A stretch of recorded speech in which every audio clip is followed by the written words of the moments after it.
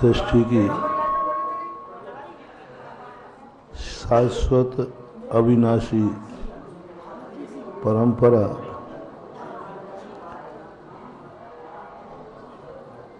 विनाश के खाद से सिंचित होती है। कैसी विचित्र दशा है दुनिया की। सत की पहचान, शाश्वत की पहचान क्षणिक से है। अविनश्वर की पहचान नश्वर से है। यदि परिवर्तन नहीं होगा तो शाश्वत सत का दर्शन नहीं होगा। द्रव्य वस्तु शाश्वत है, अविनाशी है, लेकिन उसकी पहचान क्या है? पूज्यवर उमा स्वामी महाराज ने उसकी पहचान बताई। उत्पाद व्यय ध्रुवयुक्तम शत। यदि सत को जानना चाहते हो, अविनाशी को जानना चाहते हो, तो विनाश को जानो। विनाश से सामना करने की हिम्मत करो। विनाश को जीवन में अनुभव में लाओ, तो हमें अविनाश का दर्शन होगा। क्योंकि सत द्रव्य का लक्षण है और सत का लक्षण है वस्तु उत्पन्न भी होगी और व्यय भी होगी। अपन लोगों का भी यही चलता रहता है। एक एक कण की यही परिभाषा है कि वह व्यय जब होता है तो कि शाश्वत शक्ति हमें छोड़ के जाता है। हम समझते हैं कि वस्तु हमारे हाथ से चली गई, लेकिन जब वस्तु जाती है पता नहीं कितना सब कुछ छोड़ के जाती है। सूर्य आता है और शाम को डूबने के पहले सारे जगत की तिजोरियों में करोड़ों रुपया दे करके जाता है।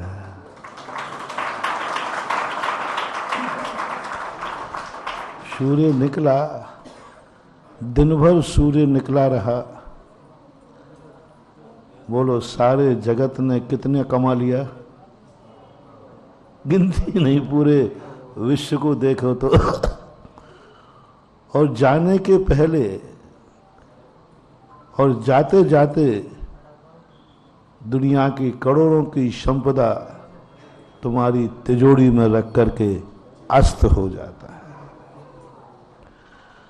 अपन ने सोचा कि सूर्य अस्त हो गया, वो तो अस्त हो गया, लेकिन जब उपलब्धि को देखते हैं तो करोड़ों अपनों संपदा तिजोरी में।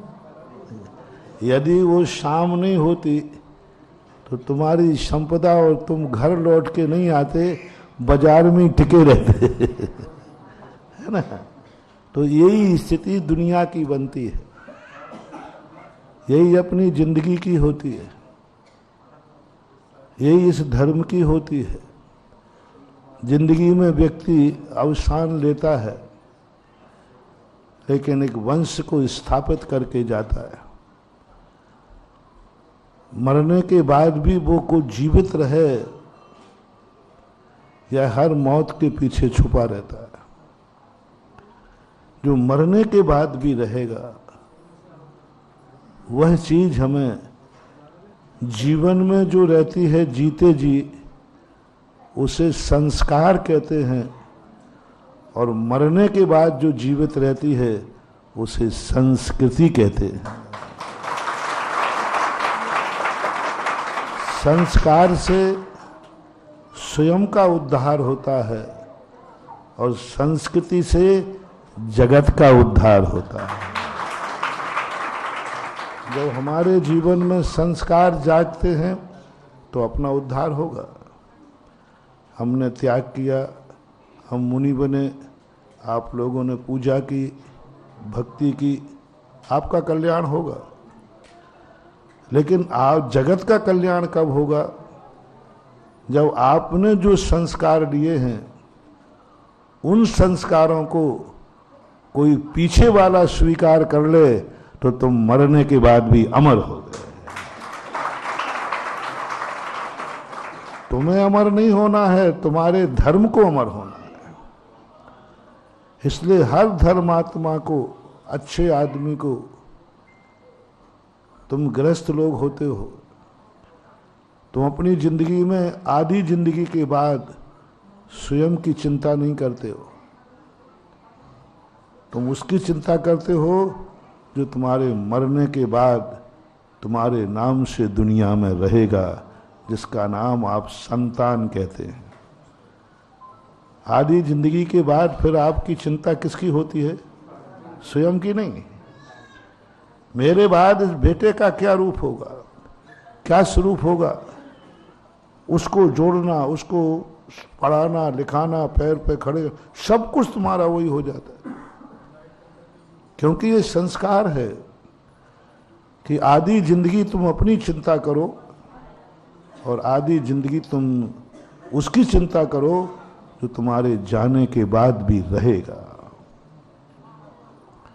हर संस्कार को संस्कृति बनाओ, और जब किसी का संस्कार संस्कृति बन जाता है, उसी पर लिखे जाते हैं पुराण, उसी को बोलते हैं कथा। संसंग कथापि जगताम दुरतानि हंति। यदि हमारे संस्कार संस्कृति बन जाए और संस्कृति पर कथा लिखी जाए तो उस कथा को बांचने मात्र से संसार के पाप और अंधकार दूर हो जाते हैं। ऐसा पूज्यवर मानतुंग आचार्य महाराज ने भक्तांबर स्तोत्र में कहा। बहुत बड़ी बात कह दी। संस्कार उनके हैं, धर्म उन्होंने किया, साधना उन्होंने की, लेकिन उन्होंने ऐसी साधना की कि वो संस्कृति बन गए। पर लोगों ने उस पर लिखी कथा, और वो कथा जो भी बांच लेता है, भगवान आपका मिलना, आपके गुणों का अनुवाद क्या करूं, आपकी कथा स्मरण मात्र से इस अंधेरी अमावस्या की रात में भी प्रकाश दिखने लग जाता है।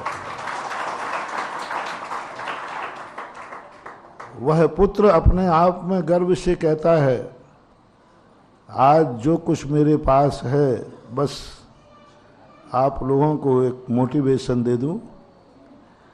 पहला मोटिवेशन है कि आपने जिंदगी में जो कुछ भी कर लिया हो वो आज तक कर लिया। आगे अब आपको वो सोचना है, यदि तुम्हारी जिंदगी में कुछ तुमने अच्छा किया हो, कुछ तुम्हें अपनी जिंदगी पर गर्व हुआ हो कि मैंने कुछ अच्छा किया है, तो मेरा जैन कुल में जन्म हुआ है। यदि ऐसा अनुभव हुआ, मैं जबरदस्ती नहीं कर रहा हूं, यदि कभी तुम्हें ऐसा अनुभव हुआ हो कि मैं कितना पुण्यशाली हूं कि मेरा जन्म भारत में हुआ, हाँ, वो यदि कोस रहे हो तो बात नहीं है। कई लोग बोलते हैं काश हमारा जन्म अमेरिका में हो जाता है।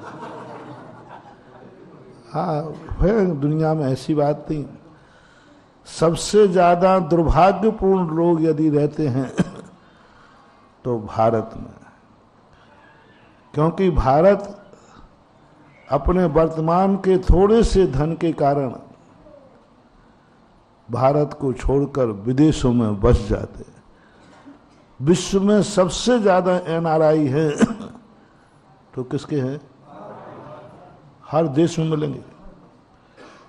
एक भी विश्व की कंट्री नहीं है जहां भारतीय नहीं हो, और सबसे कम भारत में एनआरआई होते हैं।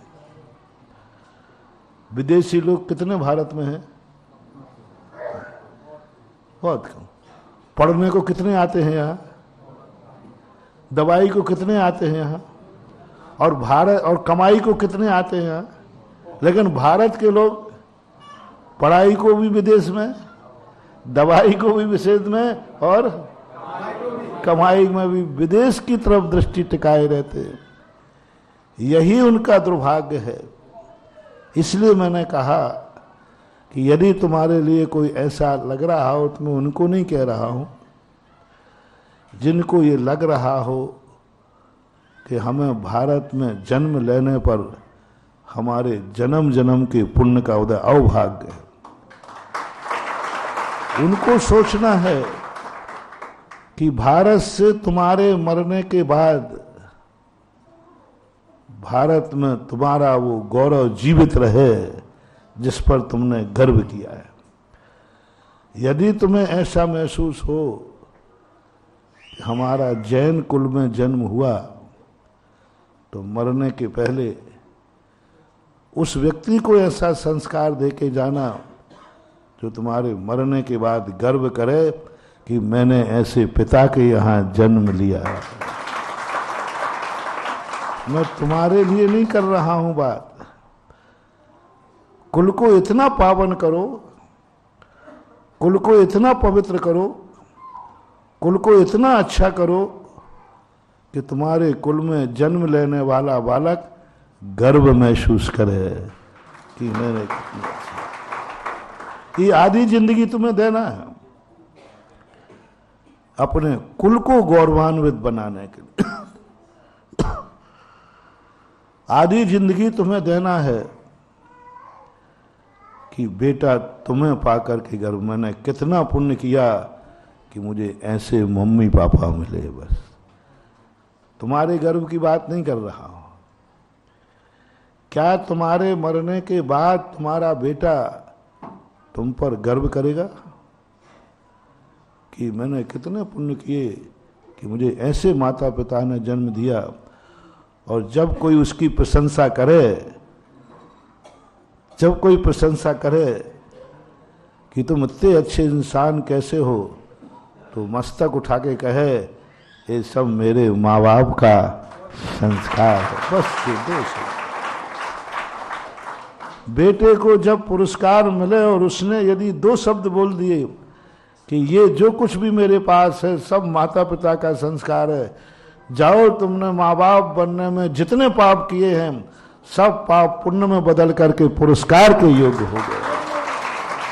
क्योंकि बेटे को गर्व हो गया और उसने कह दिया आज जो मेरे पास है सब।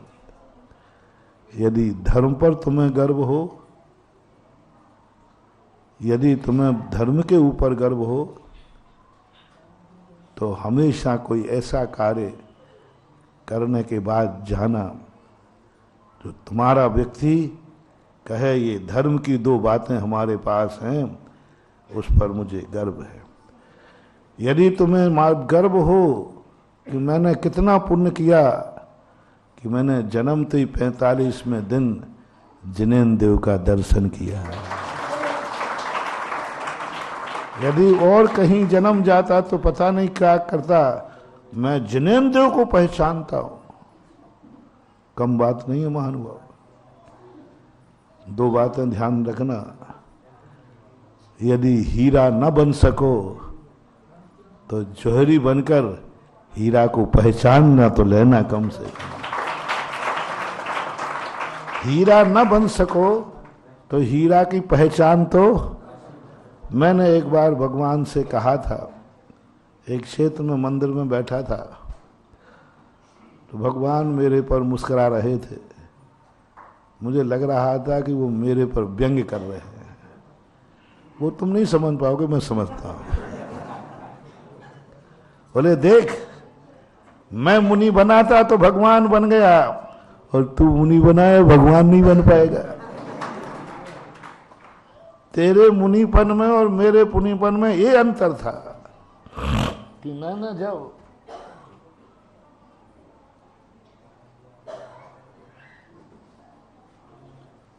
दीक्षा ली, दीक्षा कल्याणक हुआ, आज देखो मैं भगवान बन गया। क्या तेरा मुनिपद इस भव में भगवान बन पाएगा? तो क्या कहूं, बोलो, एकड़ी करो, झूठ बोलूं? हाँ हाँ बनूंगा। झूठ बोलने से क्या फायदा है? भगवान तो सर्वज्ञ है, तो नीची गर्दन हो गई, भगवान नहीं बनूंगा। इतना ऊंचाई वाला मुनिपद हमारा नहीं है। तो भगवान हंसे, बोले देखा मुनि बन तो ऐसा बन जैसा हम बने थे। मैंने कहा आप भगवान को भी अपन भी अपनी दिखाओ।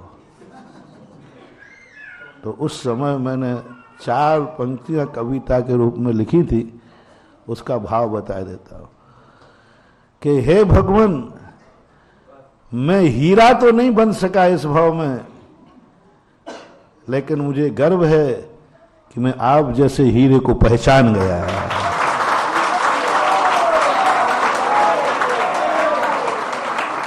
आपको पहचान गया, मैं जौहरी हूं, मैं जौहरी हूं। जौहरी किसे कहते भैया? और अपन ने जिनेन्द्र देव हीरा है, अपन ने पहचान लिया कि सच्चा देव कौन है? जिनेन्द्र देव, 18 दोषों से रहित। ये सब भगवान कम है क्या? आप हीरा हो तो हम आपको पहचानने वाले जौहरी है। जब मैंने ये कहा तो भगवान की चुप्पी बंद हो गई। क्यों? क्योंकि वो भी जानते हैं हीरा का मूल्य तो जौहरी ही आंकता है। भगवान ध्यान रखना, हीरा मुख से ना कहे, लाख हमारो मोल। आप तो बोलोगे नहीं कितना मोल है, जौहरी ही बताएगा कि इसका। तो हम जौहरी हैं, हम सारे जगत में बताएंगे कि जिनेन्द्र देव का मूल्य क्या है, और अपनी आत्मा को भी बताएंगे कि ये जिनेन्द्र देव क्या है। इसलिए महानुभाव, आप लोगों से भी मेरा कहना है, यदि आपको ऐसा गर्व है भगवान के, भगवान मैंने कितना पुण्य किया कि मैंने तुझे पहचान लिया। राग सहित जग में रुलो, मिलो शरागी देव, बीत राग भेंटो अबे। अभी तक तो मैं रागी द्वेषी देवों से मिलता रहा, बीत रागी से तो आज भेंट हुई है।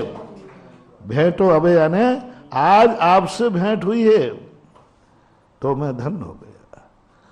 तो महानुभाव, आप ग्रस्त हैं, आधी जिंदगी तुम भगवान को पहचानने में लगा दो, भगवान की सेवा में लगा दो, संस्कार में लगा दो।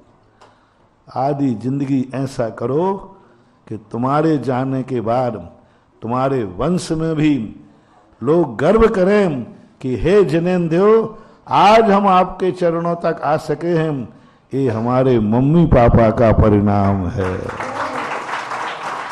क्योंकि वो निरंतर आपके चरणों में आते रहे, वो निरंतर आपका अभिषेक पूजन करते रहे, और उन्होंने ही मुझे प्रेरणा देकर के, वो तो चले गए, लेकिन उनका संस्कार आज हमारे लिए संस्कृति बन गया है। इसकी बदौलत ये तुम्हारे लिए करना है। यही गुरु के प्रति, यही शास्त्र के प्रति, यही नमोकार मंत्र के प्रति। नमोकार मंत्र आप पढ़ते हैं, ये आपका संस्कार है, लेकिन उस संस्कार को संस्कृति बनाओ कि तुम्हारे जाने के बाद भी कोई उसको जाप देता रहे। तुम्हारे घर में चौका लगता है, आहार देते हो, ये संस्कार है। ये इससे कल्याण होगा तुम्हारा। लेकिन घर को ऐसा बना के जाओ तुम्हारे बाद भी वो लगता रहे, और वो बहू कहे कि ये वसीयत मुझे सासू से संस्कृति के रूप में मिली है। तुम चौका लगाते हो, ये संस्कार है, और तुम्हारे चौका लगाने से बहू लगाने लग जाए, ये संस्कृति है। और वो संस्कृति ही हमारी संपदा है। संस्कार निजी संपदा है, और संस्कृति संतान के लिए वसीयत है। अपने पूर्वजों से यदि हम संस्कृति न ले पाए तो हमें फिर कोई वसीयत नहीं मिली। और हर पूर्वज वसीयत छोड़ के जाता है, और कई बार तो इतने बड़े बड़े लोग वसीयत छोड़ के गए,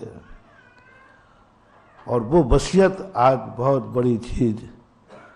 अभी सागर वाले लोग आए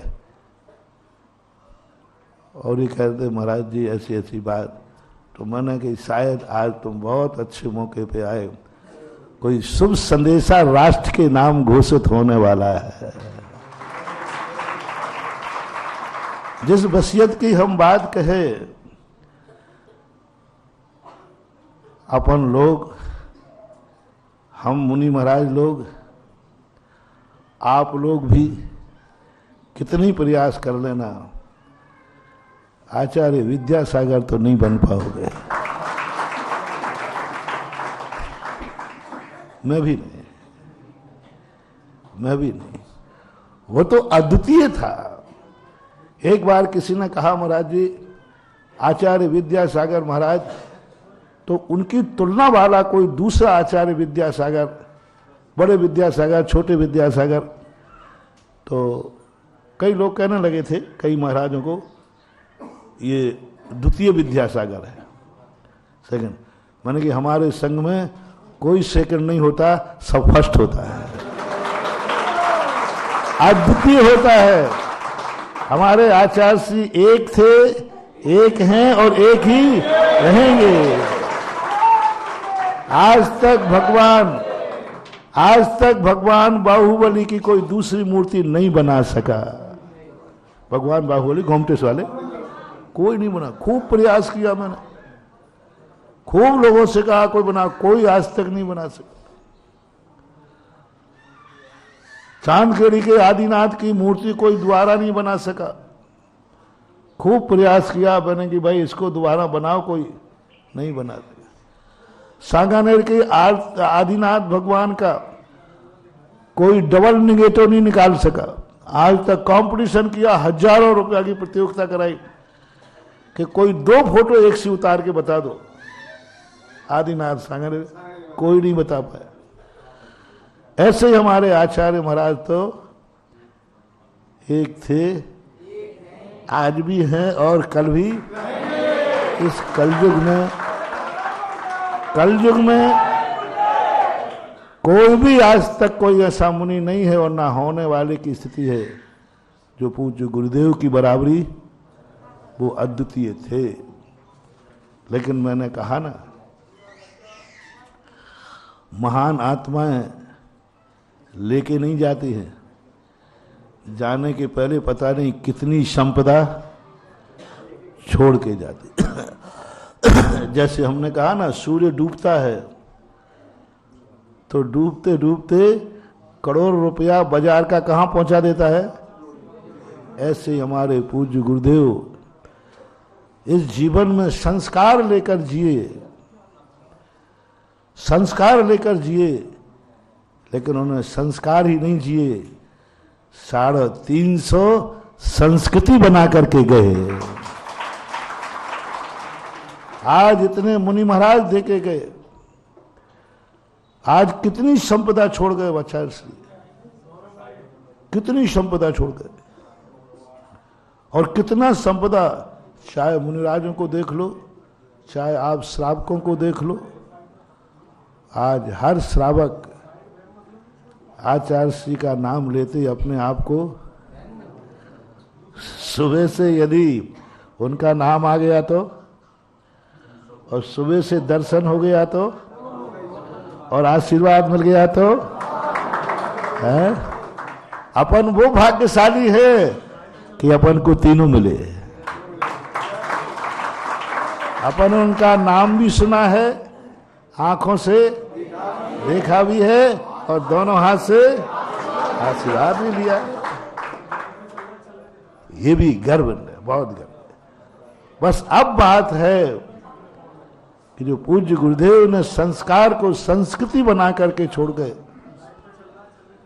आकस्मिक कर्म किसी को छोड़ता नहीं है, प्रकृति का नियम है।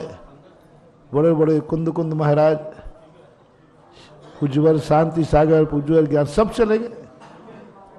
आचार्य श्री भी उसी क्रम में, उसी नियोग में उनको भी जाना पड़ा, क्योंकि नियोग को कोई एक असाध्य बीमारी,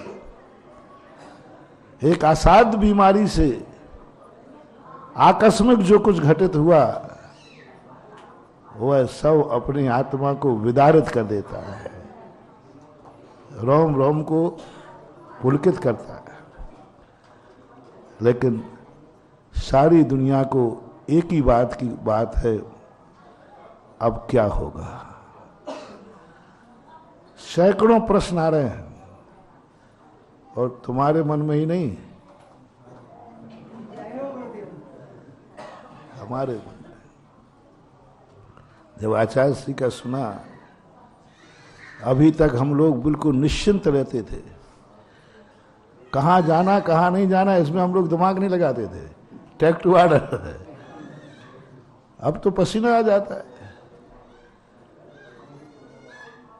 कानपुर से छतरपुर, छतरपुर से सतई आने में पसीना आ गया, पसीना आ गया निर्णय करने में।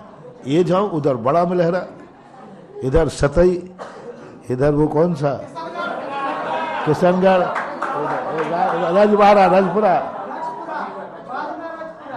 सब चारों तरफ से दिमाग इतना गर्म होने लगा कि कई बार तो हमें झुंझलाना पड़ा, चलो बाहर चलो सब लोग। मतलब अभी महीने भर 2 महीने नहीं हुए और टेंशन इधर उधर, ये श्रीफल, ये श्रीफल, कहाँ जाऊं।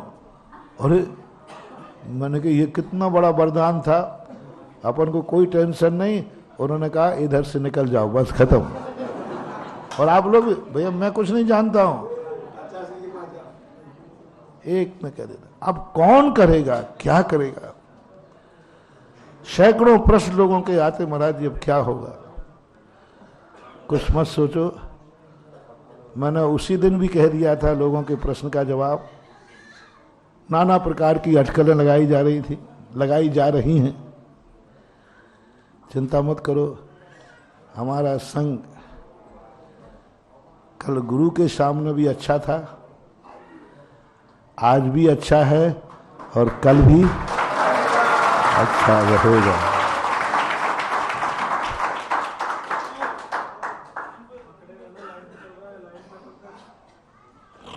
क्योंकि हम लोगों ने गुरु के संस्कारों को संस्कृति के रूप में स्वीकार किया है, और जो संस्कृति के रूप में स्वीकार करता है उसका गड़बड़ नहीं होता, उस पर तो कथा ही लिखी जाती है। और उस कथा लिखने का समय कल शाम को और आज प्रातः काल बहुत ऊहापोह के साथ सारे ज्योतिषाचार्यों से बैठ करके हम लोगों ने सबसे करके श्री दिगंबर जैन सिद्ध क्षेत्र कुंडलपुर में 16 तारीख को पद प्रतिष्ठा महोत्सव का तारीख घोषित किया। हमारे पूज्य अग्रज समय सागर जी, हमारे पूज्य अग्रज योग सागर जी, हमारे पूज्य अग्रज नियम सागर जी, ये हमारे अग्रज हैं। हमारे अनुज अभय सागर जी, प्रसाद सागर जी, संभव सागर जी, वीर सागर जी, हो गया क्षमता सागर जी, हाँ हमारे क्षमता सागर जी, और निर्यापक रूम बता रहा हूँ। इन अनुजों से भी पूरा परामर्श करके, और प्रमाण सागर जी, हम सब ने बैठ करके जोशों से पूछ करके सब ने कहा, मैंने कहा भाई घोषणा करना तो व्हाट्सएप पे निकाल दो। उन्होंने कहा नहीं, ये घोषणा तो इस मंच से होना चाहिए।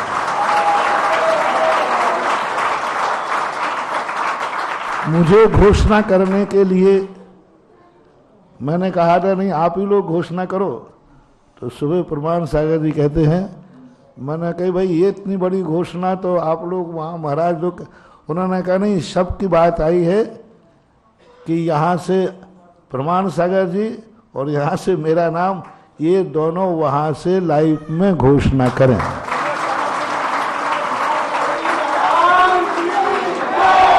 तो मैं अपनी इच्छा से घोषणा नहीं कर रहा हूँ, संघ की सहमति से, संघ के आदेश से जो उन्होंने कहा उसको सबको लेकर के 16 आने वाली, कौन सा महीना होगा?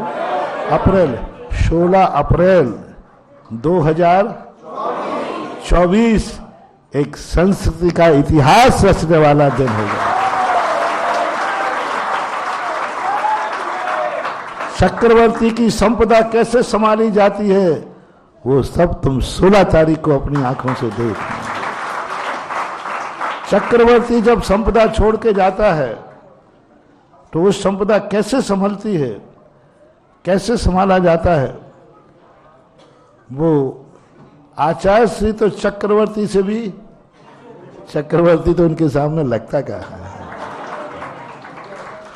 और उनकी संपदा तो अलौकिक है, अनुपम है। इस संपदा को कैसे संभाला जाएगा वो तो हम लोगों में तो ताकत है नहीं। आचार्य श्री के दिए हुए जो सूत्र हैं वो सूत्र ही मंत्र बनेंगे और उन मंत्रों को हम लोग सिद्ध करेंगे। सूत्र तो गुरु के ही होंगे पर सिद्ध हम लोग करेंगे। पूरा संघ उनके लिए एक ऐसे अवभाग्य मान करके इस संस्कृति को, तो सबके लिए संघ की सहमति से कौन सी तारीख हुई? 16 अप्रैल 2000। अब रही बात चुनाव का समय है, तो बाधा तो नहीं आना चाहिए, लेकिन हमेशा 1-8% थोड़ा, यदि कोई प्रकार की परिस्थिति आई तो अपन पुनः विचार कर सोचेंगे। आना तो नहीं चाहिए। सब तरफ से बीरेश से भी तुम्हारे महोत्सव के संयोजक बने ना, उनसे भी चर्चा कर ली। हालांकि प्रशासन चाहता है कि चुनाव के बाद हो गए, लेकिन समय और मुहूर्त की अनुकूलता उसके बाद नहीं है। कोई मुहूर्त की अनुकूलता नहीं बैठने। बहुत सोचा, और कुंडलपुर गर्मी का क्षेत्र है, गर्मी का स्थान है, बाद में फिर महीनों तक नहीं है। ये सब सोच करके अब कोई विशेष प्रकार की परिस्थिति आएगी तो अपन पुनः विचार, पॉइंट 1 पर अपन छूट रख रहे हैं। बाकी तो अपना है ही। कोई ऐसी बात आई, कोई परिस्थिति आई सरकार से या कोई भी, तो अपन ईश्वर पुनः विचार भी कर सकते हैं। अभी तो जो संघ की सहमति हुई और उन्होंने जो मुझे निर्देश दिए, उनके निर्देश को मानते हुए मैंने मात्र इस लाइव से सारे भारत के लिए संदेशा दे दिया। बोलो, है ना शुभ समाचार कि नहीं? और मैं कहता हूं इससे बड़ा शुभ समाचार आज क्या होगा? क्योंकि सारा भारत गुरु महाराज के इस बात से विकल्प में तो है ही। अपन 16 तारीख को सब तरफ से निर्विकल्प हो जाएंगे और उस संस्कारों को, संस्कृति का आगाज करके और पूज्य गुरुदेव की ध्वजा को आकाश की ऊंचाइयों तक भेजेंगे। तो मेरी भूमिका यही थी कि कोई महान आदमी जाता है तो ना जाने पीछे कितनी संपदा। हम उस आदमी को तो नहीं रोक सकते, उस महाशक्ति को तो नहीं रोक सकते, उसको तो अपन नहीं संभाल सकते, लेकिन उनकी छोड़ी हुई संपदा को भी यदि हमने सुरक्षित कर लिया तो वही शाश्वत निधि कहलाती है। जैसे अपन ने कहा, भगवान महावीर को भी अपन नहीं रोक पाए, लेकिन भगवान महावीर का जो संस्कार था उसको तो हम आज भी जीवित रखे हैं कि नहीं? और ये शाश्वत है। संस्कारवान व्यक्ति चला जाएगा, लेकिन हमने यदि संस्कृति बना ली तो संस्कृति का कभी नाश नहीं होता, वो तो पीढ़ी दर पीढ़ी चलती रहती है। तो हर व्यक्ति को अपनी जिंदगी के पूर्वजों के प्रति, हमने तुम्हारे घर से लिया है, तुम्हारे घर से शुरू करके मैंने अपने घर पर जाकर के कहा है, तुम लोग भी अपने जीवन में जिस पर गर्व हो उन संस्कारों को संस्कृति बनाने का प्रयास करो और अपने पूर्वजों से बस एक ही बात का गर्व करो, कौन सी अच्छी बात है जो तुम्हें पूर्वजों से मिली है। देने वाले को भी मैंने कह दिया, देने वाला यदि संस्कार को पीछे छोड़ के जाता है और पीछे आने वाला गर्व करता है कि आज जो कुछ भी मेरे पास है अपने पूर्वजों का है, समझ लेना पूर्वज तर गए, पूर्वजों का उद्धार हो गया। और ऐसे ही पूर्वज आगे जाकर के जगत के पालक सर्वोत्कृष्ट तीर्थंकर भी बन जाते हैं। तो आप सबके लिए, हम सबके लिए कोई ऐसी चीज अपने जीवन में लाओ जो तुम्हें पूर्वजों से मिली हो और जिस पर तुम्हें गर्व हो। बोलो, आचार्य महाराज पर आप सबको गर्व है कि नहीं? और बुंदेलखंड गड़बड़ नहीं कर सकता, उसका साक्षी मैं हूं। खास तौर से भारत में बुंदेलखंड को आज जो संपदा मिली है वो 2000 वर्ष का भगवान महावीर स्वामी तक का ले लें तो भी इतिहास कोई बुंदेलखंड का साक्षी नहीं है। 2000 वर्ष में बुंदेलखंड सबसे ज्यादा बदनाम था क्योंकि ये पंडितों का गढ़ था। पंडित जहां हो वहां संयम नहीं रह सकता। कलयुग की विशेषता है। चौथे काल में पंचम काल में क्या अंतर है? जो पंडित होगा वहां संयम जरूर होगा, यानी पंडित ही मुनि बनते थे, पंडित ही मुनि बनते। जहां ज्ञान होगा वहां संयम होगा। कुंद कुंद की धारणा थी, नानस्य फलम उपेक्षा। ज्ञान है, इसका क्या प्रतीक है, क्या सबूत है कि इसके पास ज्ञान है? बोले इसके पास चारित्र है, इसका अर्थ ज्ञान जरूर है। चारित्रहीन ज्ञान रावण के समान माना जाता है। रावण के पास ज्ञान था कि नहीं है? रावण ने अपने ज्योतिषाचार्यों से पूछा, क्या बात है,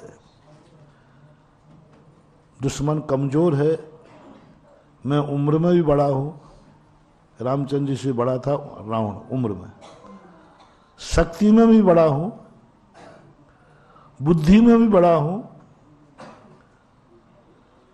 और मेरे स्थान पर युद्ध हो रहा है, शत्रु मेरी उम्र में छोटा है, शक्ति में छोटा है। जो शक्ति रावण के पास थी वो श्री राम के पास नहीं थी। ये भूमि गोचरी थे, वो तो मायावी था, और वो दूसरे की भूमि पर पड़ा है, खड़े युद्ध हो रहा है, फिर भी मैं क्यों हार रहा हूं? युद्ध के सारे पॉइंट मेरे पक्ष में हैं, लेकिन फिर मैं क्यों हार रहा हूं? तब मंत्रियों ने कहा, राजन आपके पास सब कुछ है, बुद्धि ज्ञान सब है, लेकिन चारित्र नहीं है। तुम चारित्र विहीन हो और उस पक्ष में कुछ भी नहीं है, मात्र चारित्र है, इसलिए वो हर पक्ष पे जीत रहे। तो नानस्य फलम उपेक्षा पहले ये माना जाता था, लेकिन कल युग उल्टा है। विद्वान है और वो व्रत ले लेवे अरे राम राम राम राम राम राम, असंभव जैसी बात है। विद्वान और व्रत, विद्वान और प्रतिमाधारी, विद्वान और मुनि दीक्षा ले ले, बहुत कठिन था। इसलिए पूज्यवर शांति सागर महाराज के बाद पूज्यवर वीर सागर, पूज्यवर शिव सागर, धर्म सागर, बड़े बड़े आचार्य हुए। बुंदेलखंड सभी साधुओं की दृष्टि में उपेक्षित था।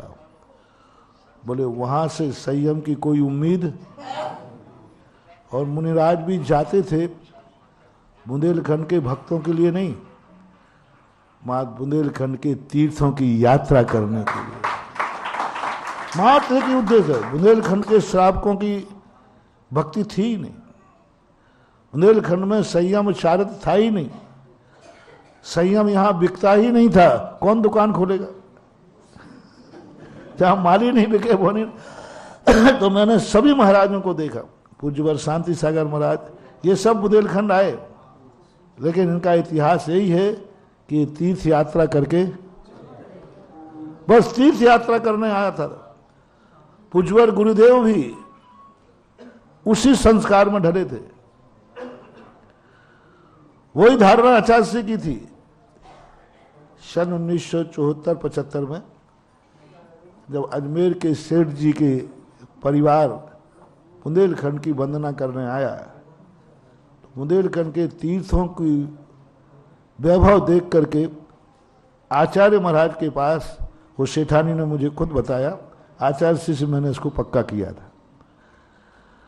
तो उन्होंने कहा, महाराज जी आप तो अभी कम उम्र है, जब भी विहार करो एक बार बुंदेलखंड के तीर्थों की वंदना जरूर करना। भारतवर्ष में तीर्थ बहुत है, लेकिन बुंदेलखंड जैसे तीर्थ, और उसमें कुंडलपुर के बड़े बाबा की जो उन्होंने प्रशंसा की, तो आचार्य श्री ने भी यही मन बनाया कि चलो बुंदेलखंड के तीर्थों की, हाँ तुम्हारे और हमारे कारण नहीं आए थे, चिंता नहीं करना, अपन लोग इसमें लायक नहीं थे, इतनी योग्यता नहीं थी, इतना अपना संयम के प्रति झुकाव नहीं था कि भक्तों के कारण से कोई साधु बुंदेलखंड आ जाए, बुंदेलखंड आ जाए। बुंदेलखंड तो वो है कि मुनिराज आ रहे हो तो उनको लौटावर दे।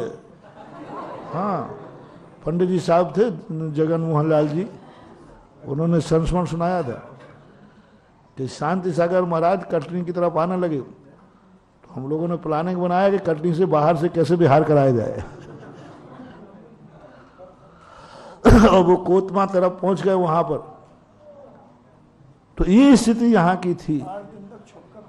हाँ, 8 दिन तक उनकी जो भी परीक्षा, ये स्थिति बुंदेलखंड थी। और आचार्य श्री तीर्थ यात्रा के लिए बुंदेलखंड आए थे। लेकिन जब तीर्थ यात्रा के बुंदेलखंड भी वो महंगे रत्न खदान थी कि कोई आचार्य नहीं पहचान पाया। और आज देखो, सारे भारत में बदनाम था कि सबसे कम मुनि कहां से बनते हैं, बनते ही नहीं है। बताओ सागर से कौन बना उसके पहले? एक आध समाधि वगैरह ली हो तो पता नहीं। बुंदेलखंड में बहुत, ललितपुर, भोपाल, सब कहीं से नहीं बने।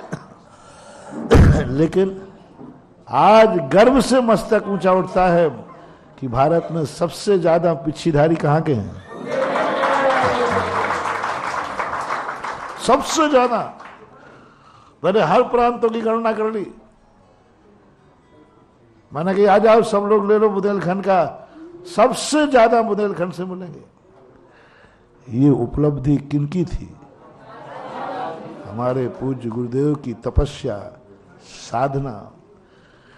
यानी बुंदेलखंड वाले मुनियों से रहित नहीं थे, ये बुंदेलखंड वाले सच्चे जौहरी थे, सच्चा हीरा नहीं मिल रहा था इनको।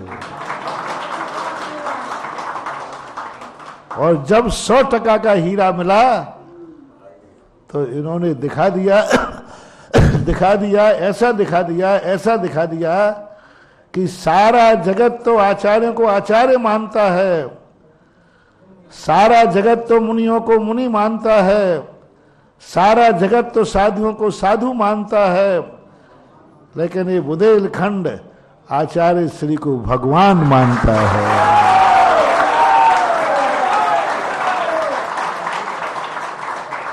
और कोई प्रांत नहीं है, कोई प्रांत नहीं है। दक्षिण में खूब मुनिराज है, सब कुछ, कोई भी प्रांत आचार्य को आचार्य ही मानता है बस, और मुनि को ये मानते, सब मानते हैं, इसमें कोई संदेह नहीं। मात बुंदेलखंड ऐसा है जहां एक आचार्य को आचार्य के रूप में नहीं पूछते हैं, भगवान के रूप में पूछते हैं। यानी बुंदेलखंड ने पूजा तो ऐसे पूजा कि पंचम काल में भगवान होते नहीं हैं, पंचम काल में भगवान होते नहीं हैं, लेकिन भक्तों की भक्ति में इतनी ताकत है कि उन्हें पंचम काल में भी भगवान के दर्शन हुए। पंचम काल में भगवान का दर्शन संभव ही नहीं, विद्वागम में लिखा है पंचम काल में भगवान होंगे ही नहीं। लेकिन बुंदेलखंड वालों को एक ऐसा आचार्य महाराज मिला जिन्होंने, बुंदेलखंड के लोगों ने उन्हें आचार्य के रूप में ही नहीं, साधु के रूप में नहीं, भगवान के रूप में पूजा है, पूज रहे हैं और पूजेंगे। कोई नहीं कहता आचार्य, आचार्य भगवान शब्द निकलता है वे हमारे भगवान है, आगम के ना सही, आगम के ना सही, शास्त्रों के ना सही, हमारे भगवान है, इसको कौन रोक सकता है? मेरे भगवान है। तो एक ऐसी संस्कृति, ऐसी स्थितियों को आज सारे विश्व ने एक ऐसी स्थिति में अपन को लाके खड़ा कर दिया जैसे अपन को लग रहा था कि अनाथ जैसी स्थिति बन जाती है ना। लेकिन कोई बात नहीं, अनाथ व्यक्ति यदि संभलता है ना तो ऐसे संभलता है पक्का हो करके। अपन सब लोग भी ऐसे संभलेंगे, ऐसे संभलेंगे कि आचार्य श्री भी गर्व करेंगे कि हमने इन लोगों को दीक्षा दे करके अच्छा किया और बहुत बढ़िया। और आप लोग भी कुछ ऐसा करते चलो जो आचार्य श्री को गर्व हो कि हमने पूरी जिंदगी बुंदेलखंड में बिताई है, उस पर उनको गर्व हो। अपन को नहीं, अपन को तो गर्व, हाँ दो गर्व होते हैं। अपन को तो गर्व, बेटा को तो सदा बाप पे गर्व रहा है, लेकिन बाप को बेटा पे गर्व हो जाए तो बहुत बढ़िया। गुरु पर तो गर्व है ही शिष्यों को, शिष्यों को गुरु पर तो गर्व है ही, लेकिन गुरु को शिष्य पे गर्व हो जाए तो शिष्य का जीवन ऐसे ही। आप बुंदेलखंड वालों को गुरु पर तो गर्व है ही कि हमें ऐसा गुरु मिला, और बस अब अपनी बारी है आप लोगों की कि आचार्य से गर्व करें जहां भी हो कि मैंने बुंदेलखंड को जिंदगी का कितने साल दिए, 75 में लगभग आ गए थे, तो 77 में चतुर्मास हुआ था कुंडलपुर में, 75 का फिरोजाबाद, 76 का कुंडलपुर हुआ। पहले कुंडलपुर हुआ था, द्रोणागढ़ होकर के कुंडलपुर गए थे। 48 जाने 50 लो, 48 साल बुंदेलखंड को दिए हैं। तो आचार्य श्री को गर्व होवे कि हमने 48 साल दे करके, मुझे गर्व है कि हम ऐसे भक्तों के बीच में रहे। 48 साल तक हमने ऐसे भक्तों के बीच में रहे, उनको उपदेश दिया, उनके चौकों में आहार किया। जिस जिस चौके में आचार्य श्री ने हार किया, उस चौके वालों को, उस संस्कार को संस्कृति बनाना है। जिनके नहीं हुए हैं उनको वजू वाले को देख करके संस्कृति बनाना है।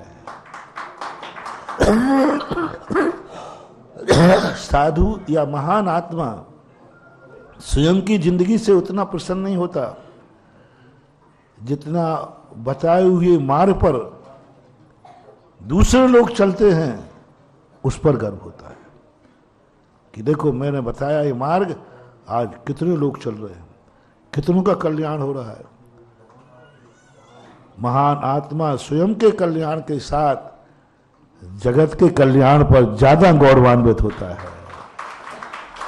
तो अपन सब मिलकर के सब जगत के रूप में, और ये भाग एक छोटे से गांव का जागा, क्या बोलते हैं इस गांव को? सतई। टा है, ता नहीं है, टा, यानी इसको तोतलेपना में बोलना पड़ेगा। जो तोतला है वो सही बोलेगा, सतई, सतई। और इस गांव में भाग्यवान है, मैं यही सोच रहा था, रास्ते में मैं यही सोच रहा था, मेरी मति कहाँ मारी गई। ऐसे रास्ते में चलते नहीं बना, कोई रास्ता है क्या?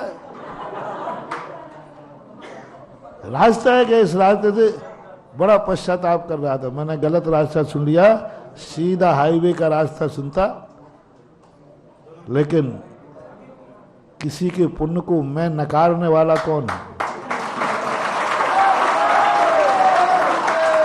सतई का पुण्य कहता है, चाहे कांटे हो चाहे कैसे ही हो, सतई का पुण्य होगा जहां पर 16 अप्रैल आचार्य श्री चक्रवर्ती की वसीयत का पद प्रतिष्ठा समारोह का घोषणा यहां से हो।